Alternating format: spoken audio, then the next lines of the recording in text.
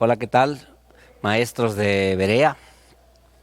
Seguimos adelante con este taller de enseñanza. Hemos recorrido ya una buena parte de él. Espero que estén avanzando con la preparación del libro que hayan escogido de la escritura, el resumen del libro, el escoger un pasaje, el desarrollarlo. No me ha llegado nada todavía, si es que eh, por fe ando, no por vista, yo creo que están trabajando. Pero vamos a ir hoy a un tema más de este taller, el propósito de la enseñanza bíblica. Y la enseñanza bíblica tiene como principal propósito alcanzar a las personas para Cristo, o sea, conducirlos a la salvación. Dice Colosenses 1:28, y enseñando a todo hombre en toda sabiduría, a fin de presentar perfecto en Cristo Jesús a todo hombre. La expresión a todo hombre de este pasaje es genérico a toda la raza humana, no solamente a los masculinos. Por lo tanto, incluye niños, adultos, ancianos, mujeres, hombres. Entonces, el principal objetivo de un maestro de Biblia es conducir a sus alumnos, cualquiera que sea su edad o su género, al Señor Jesucristo, presentarles al Salvador de un modo personal y de un modo adecuado a sus edades, a sus condiciones. El obrero cristiano, y el maestro es un obrero cristiano, para poder hacer esa presentación de Cristo, esa atracción hacia la salvación, necesita ayuda sobrenatural, ayuda divina, pues solo puede hacerse por medio del Espíritu Santo. Recuerden que uno como obrero, como maestro, planta, riega la semilla, pero es el Espíritu Santo el que permite que esa semilla empiece a germinar, que esos corazones empiecen a conmoverse, que la tierra de sus almas empiece a renovarse. Pero para que el maestro de Biblia pueda hacerlo, él mismo necesita conocer a Cristo con una intimidad progresiva. ¿Qué es una intimidad progresiva? Bueno, el apóstol Juan, en primera de Juan 1, del 1 al 2, nos dice algo de esta intimidad progresiva que el maestro debe de ir desarrollando, que el maestro debe de tener y a través de la cual va conociendo él mismo a Cristo. Dice primera de Juan 1, del 1 al 2, lo que era desde el principio, lo que hemos visto con nuestros ojos y lo que hemos contemplado y palparon nuestras manos tocante al verbo de vida, y la hemos visto y testificamos y os anunciamos.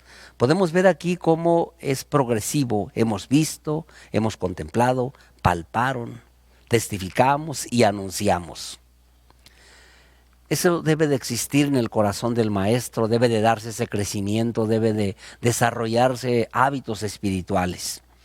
Porque la enseñanza cristiana es un ministerio otorgado por Jesucristo a través de su Espíritu Santo a ciertas personas, así como otros dones los entregó a otras personas. Un ministerio pleno de toda gracia, pleno de poder y pleno de verdad, y que los maestros debemos de compartir este ministerio despidiendo, dando, compartiendo un buen olor de Cristo. Entonces debemos pues procurar conocer al Señor al que predicamos, de quien enseñamos. Tenemos que procurar los maestros de la Biblia ser delante de nuestros alumnos y en la intimidad con el Señor y donde andamos, lo mejor y lo más elevado que pueda ser nuestra vida espiritual. En medio de todo esto hay algunas indicaciones que debemos de considerar como consejos oportunos para tener en cuenta a la hora de enseñar, para al enseñar siempre evangelizar. Primeramente, no se debe forzar a hacer una profesión de fe. Debe usar el maestro mucho discernimiento espiritual, palpar el grupo sobre el punto de la conversión de las personas, no importa la edad que tengan. Nunca debe haber una conversión forzada. De repente caemos en esas conversiones forzadas. No es que sea mal orar, pero en esas oraciones repetidas que no tuvieron antes la presentación de la palabra, la ilustración de la condición del hombre, y debemos de tener mucho cuidado por eso. La conversión puede ser real en la niñez, en la adolescencia, en la juventud, en la edad adulta, en todas las edades es posible poder alcanzar a la gente con una conversión real. Pero en todas las edades habrá que mostrarles mucha simpatía, empatía, entenderse con ellos, mucho estímulo, alentarlos a que abran sus oídos y sus corazones, tener nosotros un propósito sincero al estarlo haciendo, amando verdaderamente a la persona. Eso se llama tener pasión por las almas. El maestro debe de tener pasión por las almas a las que enseña. De tal manera que podamos lograr entonces una respuesta espontánea y auténtica en cada una de ellas. En segundo lugar, tenemos que considerar el que podamos sentarles a ellos, afianzar o presentar delante de ellos una buena base moral. Esto es un rasgo sobresaliente en el ministerio de nuestro Señor Jesucristo. Siempre habló de principios morales, además de predicar la necesidad de el arrepentimiento. El Sermón del Monte nos da una muestra de todo esto. En la otra clase paralela que estamos llevando, en Esté Seguro, Está Seguro, vemos cómo la ley es el arado que va moliendo los terrones, quitando las espinas, preparando el corazón del hombre para transformarlo en buena tierra y que la semilla pueda quedarse. Debemos pues nosotros los maestros de manejar siempre los principios morales como algo deseable y con lo que podemos contrastar la vida de las personas en su intimidad. O sea, ellos pueden, cuando tú como maestro mencionas principios morales bíblicos, la Biblia tiene muchas partes de principios morales, puede identificarse mejor la persona con su conducta real que está siguiendo y entender que frente a ese espejo él necesita corregirle, él encuentra fallas. Hechos 10, 34 al 35 dice la Escritura: entonces Pedro, abriendo la boca, dijo: en verdad comprendo que Dios no hace acepción de personas, sino que en toda nación se agrada del que le teme y hace justicia. Dios se agrada del que le teme y que obra bien y que hace lo correcto. Y deben de entender nuestros alumnos que Dios quiere agradarse de ellos, pero para eso ellos deben temerle y hacer lo correcto. ¿Sí? Dice Romanos 2, versículo 10, pero gloria y honra y paz a todo el que hace lo bueno, a todo el que hace lo bueno, el judío primeramente y también el griego. Debemos pues usar la ley moral que viene en la Biblia, los principios morales que vienen en la Biblia, como un espejo para que nuestros alumnos, nuestros oyentes, entiendan qué tanto se han distanciado de la semejanza del Señor y entonces quieran arrepentirse. Porque volvemos otra vez al tema de esta lección. El propósito de la enseñanza bíblica es, primero, que sean alcanzados en arrepentimiento todos para Cristo. Luego crecer, pero no se puede crecer si no se germinó. Y hay cuestiones muy elementales, básicas, pero muy importantes. La obediencia a los padres, por ejemplo, debe de ser enseñada. La rectitud, ¿sí? La honestidad, ¿sí? El ser cariñosos, el ser atentos. ¿Sí? Entonces, cuando el maestro incluye en su enseñanza un fuerte contenido moral, y a la vez presenta las verdades del Evangelio, entonces el oyente, el alumno puede contrastar aún más su condición contra lo que Dios quiere y es entonces más factible que sea por el Espíritu Santo conducido al arrepentimiento. Entonces con ese fin de que sean salvos, debe de aconsejarse a los inconversos, enseñarse a los inconversos con el fin de que reflexionen. Y ahora tú tienes que considerar algo. Siempre existe la posibilidad que tengas un inconverso en tu clase. No importa que en tu clase haya hermanos que tienen 10 años en la iglesia.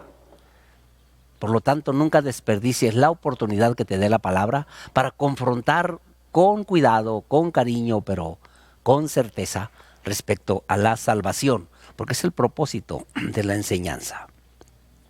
Pero para eso, pues hay que arar la tierra.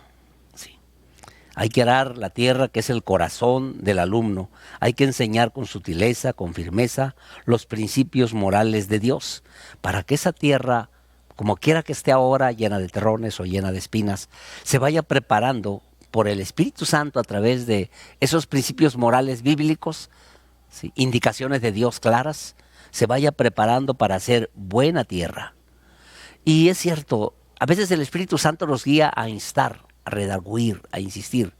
Pero también tenemos que ser sensibles, porque a veces el Espíritu Santo nos guía a solo dejar la palabra, ¿sí?, y dejar el espacio a que Él obre y a que nosotros mismos no terminemos por cansar al alumno, sino dejar que, entregada la palabra, dejar que el Señor continúe haciendo la obra. Porque a veces presionamos tanto que obtenemos una profesión de fe prematura, ¿sí?, una profesión de fe forzada. Y es difícil establecer ese balance. Dios no quiere que ninguno se pierda, entonces nosotros tampoco. Pero acuérdate que Dios quiere que todos procedan al arrepentimiento, ¿sí? Y para muchas personas, la primera vez que le presentas el Evangelio, en un segundo pueden estar convertidas.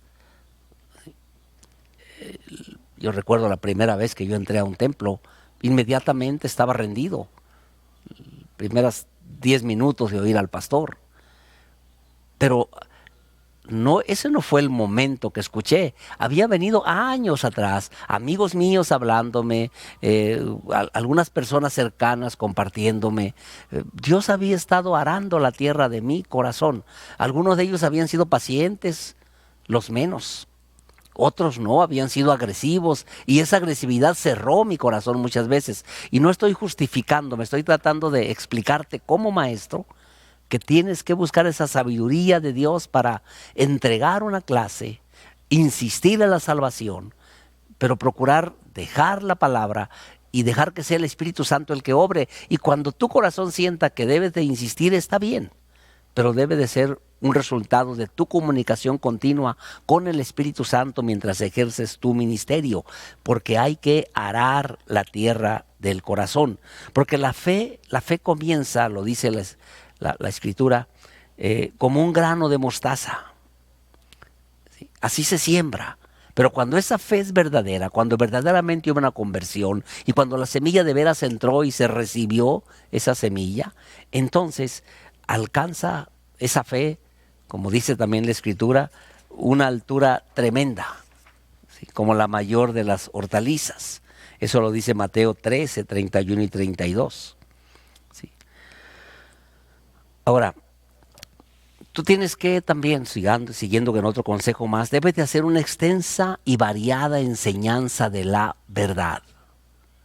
Hay que procurar no ser maestros monótonos, ¿sí?, no tener siempre la misma metodología, no manejar el grupo con el mismo procedimiento.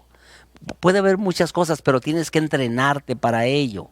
Muchos al predicar el Evangelio se limitan a expresiones muy, muy comunes. Tú eres un pecador, Dios te ama, Cristo murió por ti, crees y eres salvo, lo cual es cierto.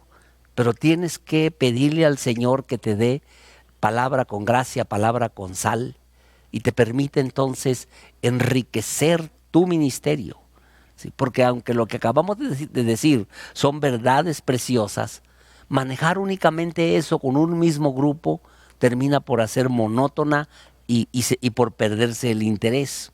Entonces el maestro ha de llegar a ser un ministro eficaz del nuevo pacto, pero para eso debe de estar equipado con una íntima relación con Dios, con un conocimiento de la palabra, pero también con un conocimiento del grupo y del entorno para enriquecer la forma de enseñar.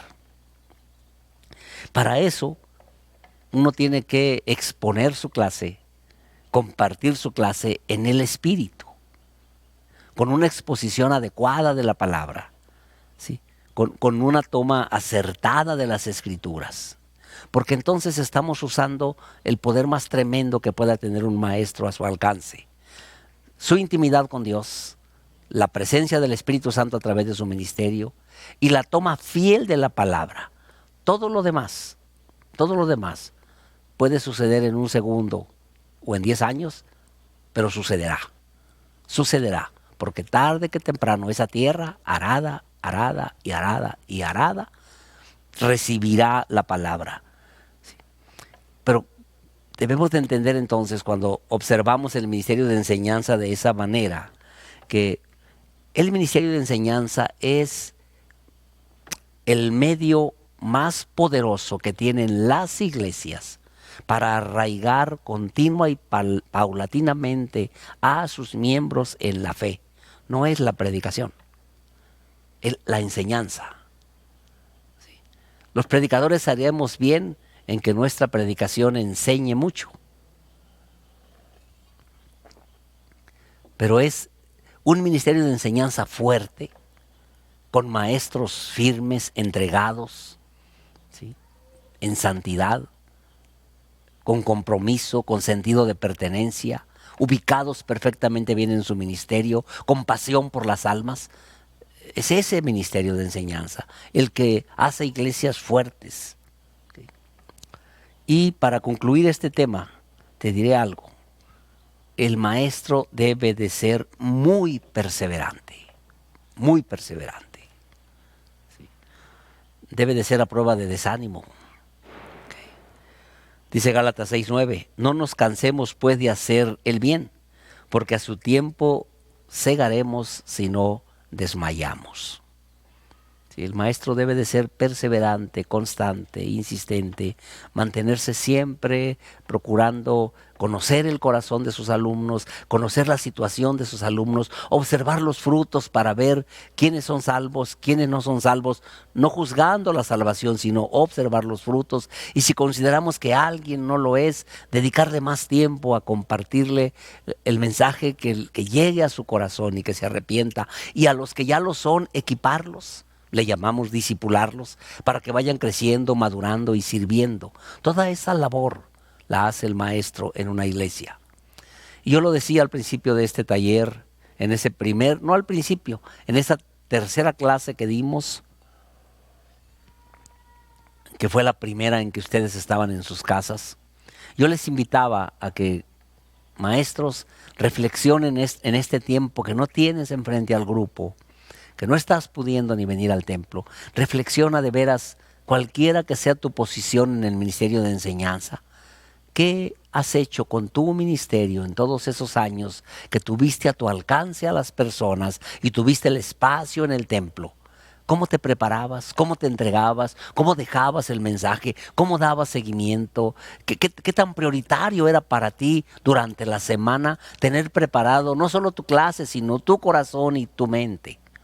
Hoy los vuelvo a invitar a que reflexionen otra vez en ello, a que verdaderamente consideremos, Señor, después de todo esto, en los que muchos quedarán o quedaremos en el camino, los que salgamos de esto, los que salgan de esto, y déjeme hablar con fe, los que salgamos de esto, ¿seguiremos haciendo lo mismo?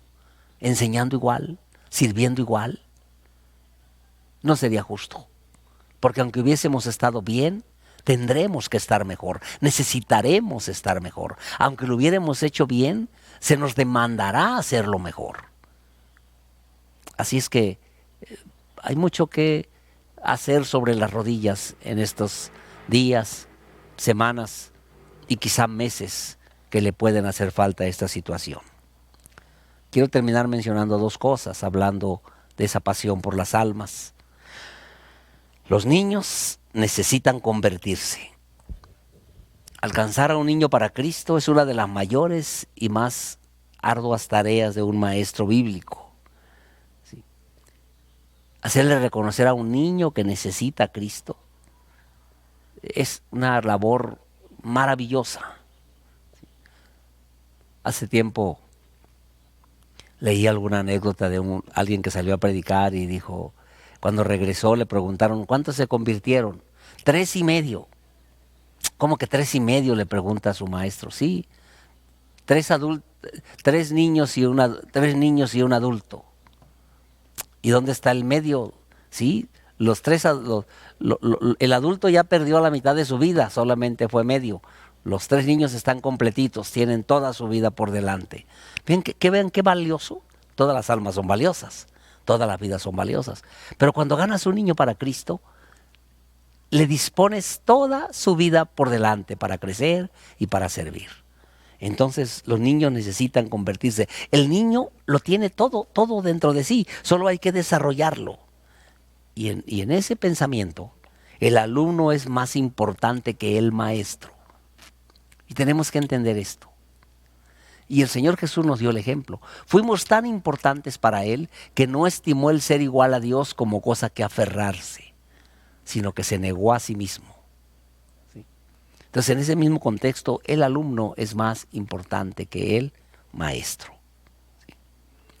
El niño, pues, es importantísimo para quienes trabajamos con niños.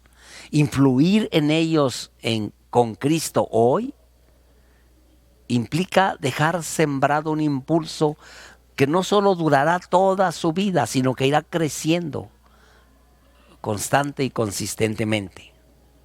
Pero también los adultos necesitan convertirse. Y muchos de ellos tal vez no se den cuenta que necesitan a Cristo hasta que un maestro, hasta que un predicador les muestra su condición, su situación, les muestra el espejo de la ley moral de Dios contra su vida y se dan cuenta entonces que necesitan encontrarse con Dios. El ejemplo lo tenemos en Nicodemo.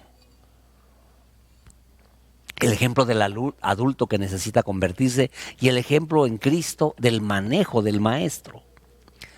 Dice en el versículo 2 del capítulo 3 de Juan, hablando de Nicodemo: este vino a Jesús de noche y le dijo: Rabí, sabemos que has venido de Dios como maestro, porque nadie puede hacer estas señales que tú haces si no está Dios con él. Mira cuántas opciones le dio Nicodemo a Cristo para entablar una conversación. Le dijo maestro, le dijo rabí, que era lo mismo, le dijo que hacía señales, le dijo que Dios estaba con él. Sin embargo, muy sensiblemente, entendiendo bien la necesidad de Nicodemo, la respuesta inmediata de Jesús fue: de cierto te digo, el que no naciere de nuevo no puede ver el reino de Dios. Le cambió la conversación por completo. ¿Qué sabiduría de maestro? Una sabiduría que con el mismo espíritu que nosotros tenemos, porque nos fue dado por el Espíritu Santo ese don, podemos tenemos la posibilidad de echar mano de esa sabiduría, porque Jesús inmediatamente transformó el comentario del alumno en una descripción de la salvación que el hombre necesitaba. No discutió con él, no hubo contienda con Nicodemo, hubo sabiduría y hubo un hablar en el espíritu. Entonces debemos de pensar así cada vez que tenemos un alumno adulto difícil frente a nosotros. ¿Cómo lo conduzco a hablar de la verdad? ¿Cómo no caigo en una discusión, sino que tomando la palabra lo llevo, ¿sí?, a que el Espíritu Santo me permita descubrir su necesidad y mostrársela? ¿Sí? Hay que dedicarnos, pues, con todo nuestro corazón a nuestro ministerio, pensando en que cada persona que tenemos enfrente es un alma de la que necesitamos asegurarnos que se ha convertido, que se ha arrepentido y que ha recibido la semilla en buena tierra. Que Dios te bendiga, maestro de la iglesia, que Dios te guarde. Si te das cuenta, ahora que estamos transmitiendo, he tratado de hacer las clases mucho más concretas, mucho más enfocadas, para hacerte más fácil el estar frente a la pantalla y dejarte entonces los puntos para que medites. Esta semana te mando por el grupo de WhatsApp las 3 últimas clases para que las repases. Que Dios te bendiga y te guarde. Y en esta circunstancia en que estamos, que nos permita meditar en Él, afianzarnos en nuestros ministerios y prepararnos para cumplirlos con mayor entusiasmo, con mayor poder en su Espíritu Santo. En el nombre de Jesús. Amén. Que Dios les bendiga.